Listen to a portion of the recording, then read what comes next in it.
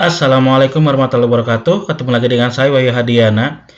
Di video kali ini kita akan membahas masih tentang cara masuk perguruan tinggi negeri lewat jalur atau di web SNBP tahun 2024. Dan kemarin tanggal 8 Desember hari Jumat launching dari Departemen Pendidikan Tinggi meluncing tentang SN Web terbaru atau SNBP dan UTBK SNBT tahun 2024. Kita akan coba melihat webnya seperti apa ya. SNPMB.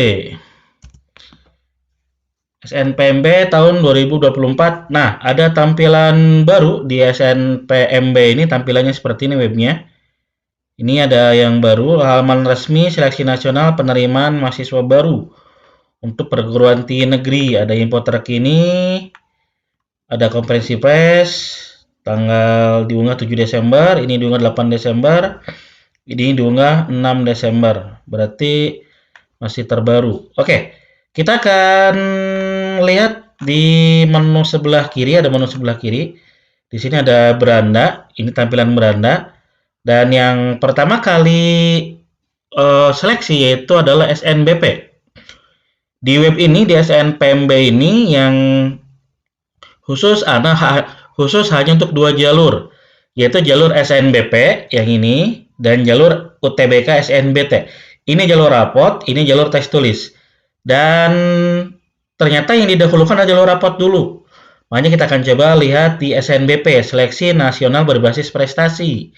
Ini singkatannya. Kalau dulu SNMPTN 2 tahun yang lalu, karena tahun kemarin dan tahun sekarang namanya SNBP. Kita akan lihat SNBP apa saja sih peraturan-peraturannya, apa saja yang ada perbedaan dengan tahun kemarin atau tidak. Kita akan lihat di sini ada tampilan banyak. Ada informasi umum. Kita akan coba klik informasi umum dan muncul ada banyak sekali nih. Ada tujuan, ketentuan umum, persyaratan sekolah, persyaratan siswa mendaftar, peringkatan, PDSS, pendaftaran, portofolio, program studi, prinsip tahapan seleksi, penerimaan, sanksi, dan peserta pelamar KIP. Baik, kita akan coba melihat tujuannya dulu ya. SNBP, ini SNBP. Seleksi Nasional Berbasis Prestasi. Yang ini nih.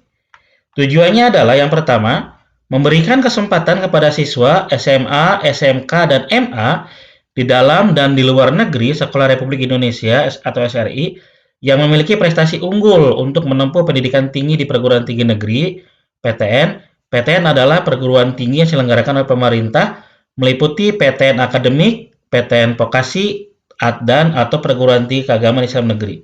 Nah, PTN akademik itu diantaranya adalah contohnya ada UI, Unpad, ITB, UPI, UPN, UGM, Undip, seperti itu ya. Kalau PTN vokasi, contohnya yang saya tahu, contohnya adalah PNJ, Politeknik Negeri Jakarta, Polban, Politeknik Negeri Bandung, Polman, Politeknik Manufaktur Bandung, Polindra, Politeknik Negeri Indramayu, yang Politeknik itu vokasi.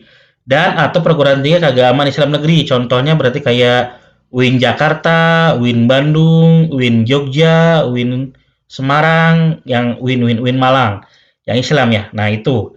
Jadi SNBP ini berarti meliputi 3 bentuk PTN. Yang pertama PTN akademik, PTN vokasi, dan atau perguruan tinggi keislaman negeri PTKIN. Oke, kita lanjut. Yang nomor 2, memberikan peluang kepada PTN untuk mendapatkan calon mahasiswa baru yang mempunyai prestasi akademik tinggi dengan kuota minimum 20% dengan biaya ditanggung pemerintah. Nah, maksudnya adalah minimum kuota 20% itu adalah seandainya satu PTN, contoh UPI, dan jurusannya contohnya pendidikan kimia, itu daya tampung di tahun 2024 itu totalnya adalah 100 orang. Nah, untuk SNBP hanya diambil 20%-nya. Berarti untuk SNBP daya tampung atau kuotanya itu hanya 20 orang saja. Dari 100% dari 100 mahasiswa yang dibutuhkan. Gitu ya. Jadi SNBP ini hanya minimum 20% tergantung kampusnya. Mungkin saja kampusnya, udahlah ditaikin aja jadi 25%. Oke, kampus yang lain, jangan, kita lanjut aja 30%. Percaya dengan sekolah bahwa nilai sekolah memang tidak ada rekayasa yang lainnya, akhirnya daya tampungnya itu dinaikin. Kan di sini ada kuota minimumnya 20%. Seperti itu ya, contohnya seperti itu. Baik, ini untuk tujuan. Kita coba ke ketentuan umum. Di ketentuan umum ini ada 7 tahapan atau 7 pembahasan. Yang pertama adalah SNBP dilakukan berdasarkan hasil penelusuran prestasi akademik dengan menggunakan raport serta prestasi akademik dan non-akademik siswa. Raport yang digunakan adalah sebagai berikut. Yang pertama, semester 1 sampai dengan semester 5 bagi SMA, SMK, MA dengan masa belajar 3 tahun, atau semester 1 sampai semester 7 bagi SMK dengan masa belajar 4 tahun.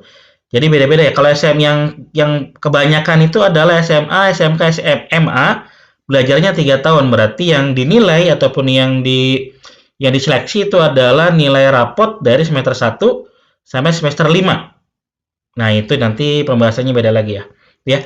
Nah, adapun prestasi akademik maupun non-akademik siswa yang dinilai adalah 3 prestasi terbaik.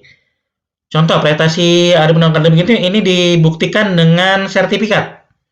Sertifikat ya. Nanti diupload sertifikatnya. Kalau yang nilai kan semester 1 sampai semester 5. Nah, ditambah dengan prestasi akademik non-akademik. Kalau prestasi akademik contohnya dia juara olimpiade, dia mengikuti kegiatan lomba cerdas cermat, kimia, fisika, matematika, biologi yang lainnya, atau lomba olimpiade tingkat nasional, olimpiade yang diselenggarakan oleh kampus, oleh lembaga-lembaga lainnya, itu contoh yang prestasi akademik. Lomba-lomba yang berdasarkan mata pelajaran. Nah, kalau non-akademik itu adalah lomba-lomba yang berdasarkan non-mata pelajaran. Contoh lomba lintas alam, contoh lomba pramuka, lomba paskibra, lomba olahraga, contoh juara tenis meja, juara bulu tangkis, juara nari, juara nyanyi, singing atau penyanyi solo, nyanyi bergu. Nah, itu ya. Itu untuk non-akademik. Nah, yang diambil hanya 3 aja prestasinya. Terbaik itu dari mana? Berjenjang. Berjenjangnya dari mana berjenjangnya? Dari kabupaten, provinsi, nasional, dan internasional. Yang terbaiknya mana? Berarti yang terbaiknya adalah tingkat internasional. Kalau punya. Kalau nggak punya, tingkat nasional. Kalau nggak punya, tingkat provinsi. Kalau nggak punya, tingkat kabupaten. Kalau nggak punya juga, ya tingkat sekolah kalau memang ada. Kayak non-akademik berarti banyak contohnya. Contohnya pramuka. Ada pramuka Garuda itu juga bisa masuk. Lomba-lomba pramuka itu juga bisa masuk ya. Oke, ini untuk yang prestasi akademik dan non akademik. Yang nomor 2 itu sekolah yang mengikutkan siswanya dalam SNBP harus mempunyai nomor pokok sekolah nasional NPSN dan mengisikan raport siswa yang eligible di pangkalan data sekolah dan siswa PDSS dengan lengkap dan benar. Nah, yang masih di sini adalah mengisikan raport siswa yang eligible. Nanti di nomor 1 ini nanti di siswa akan diperingkat karena kalau tidak salah kebanyakan sekolah ini untuk tahun sekarang itu masih kurikulumnya kurikulum Kurtilas, kurikulum 13. Jadi kelasnya otomatis ada pemisahan kelas yaitu IPA dan IPS. Nanti akan ada perbedaan jumlah yang eligible. Eligible itu yang boleh mendaftar. Yang boleh mendaftar dilihat dari mana? Dari peringkat kelas paralel semua kelas. Contoh kelas IPA-nya di sekolah tersebut ada 3 kelas, nanti diperingkatkan dari 3 kelas tadi siapa peringkat pertamanya sampai peringkat terakhir. Nah, bolehnya yang boleh mendaftar yang eligible, nanti ketentuannya di bawah ada lagi ya. Oke, gitu aja. Kita lanjut, dan pangkalan data siswa sekolah juga nanti dibahas di video selanjutnya. Ini nanti diupload nilai raport ini diupload ke PDSS.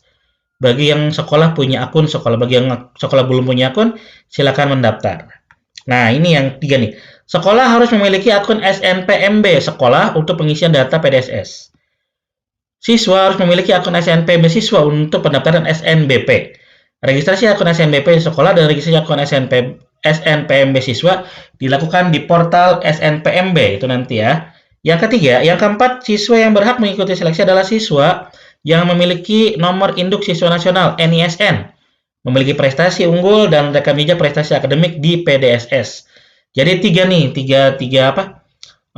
berhak mengikuti adalah berarti siswa yang punya NISN, terus yang kedua adalah prestasi unggul yang tadi baik akademik maupun akademik, dan rekam jejak prestasi itu nilai raport di PDSS. Nah, bagi siswa yang sekarang NISN-nya bermasalah, NISN bermasalah itu berarti ada NISN double counting, Ada juga NISN-nya ternyata dipakai oleh orang lain, jadi dia secara sistem dia tidak akan bisa mendaftar SNPMB karena NISN-nya dipakai oleh orang lain. Ada yang seperti itu ya di sekolah-sekolah. Ada beberapa laporan yang saya tahu itu ada katanya NISN dia dipakai sama orang lain. Dan itu saya juga bingung gimana ceritanya gitu. Padahal NISN kan milik pribadi masing-masing ya. Oke, nomor 5. Siswa yang akan mendaftar SNBP disarankan membaca informasi persyaratan program studi pilihan pada halaman PTN 7. Maksudnya adalah nanti yang ingin mendaftar SNBP nanti kalian boleh melihat daya tampung, proses presentasinya berapa di PTN 7. PTN 7 itu berarti kalian pengen PTN mana? Kalau Jawa Barat bisa UPI, Unpad, kalau Jawa Tengah berarti Undip, Unsud, gitu ya. Nanti lihat jurusannya juga dan kuota-kuota dan presentasi penerimanya nanti. Oke.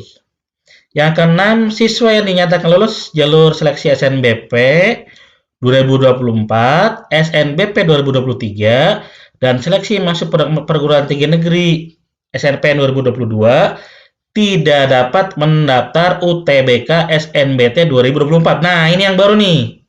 Ini yang baru. Saya ulangi. Siswa yang telah dinyatakan lulus seleksi jalur SNBP 2024 yang nanti dan SNBP 2023 tahun sebelumnya dan seleksi nasional masuk perguruan tinggi negeri SNPTN 2022 tahun sebelumnya lagi berarti 2 tahun kemarin tidak dapat mendaftar UTBK SNBT 2024. Maksudnya adalah yang berarti bagi siswa yang diterima SNBP tahun 2023 dan sekarang mohon nih ada apa? Ada banyak beredar mungkin di luaran sana ada siswa diterima di SNBP, tapi ternyata dia jurusannya tidak sesuai, dipaksakan kuliah.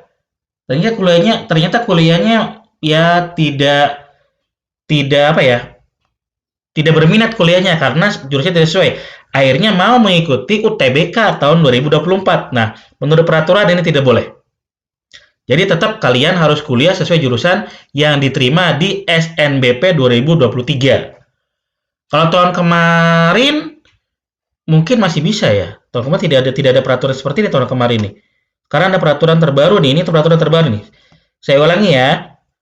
Apalagi nih SNMPTN tahun 2022, ternyata dia sudah kuliah 2 tahun dan kuliahnya tidak cocok, jurusannya tidak cocok, atau mungkin dia kuliahnya nggak benar atau apapun itu bentuknya, ingin keluar dari jurusan itu, akhirnya pengen ikut UTBK di tahun 2024. Ini tidak bisa.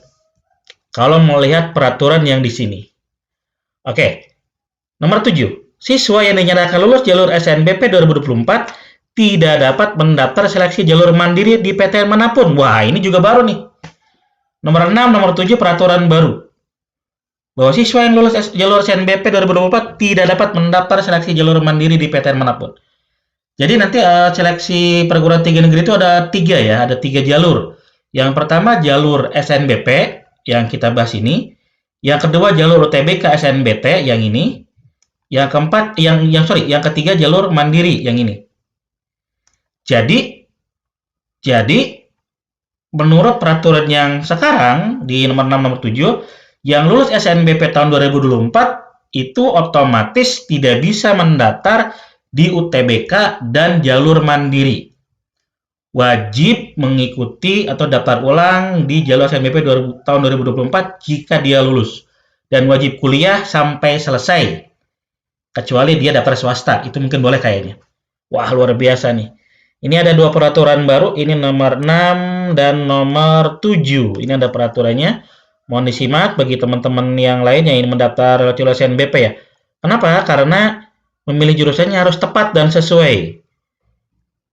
Memang ada banyak yang membicarakan bahwa SNBP atau SNMPTN itu adalah jalur masuk perguruan tingginya aji mumpung atau keberuntungan.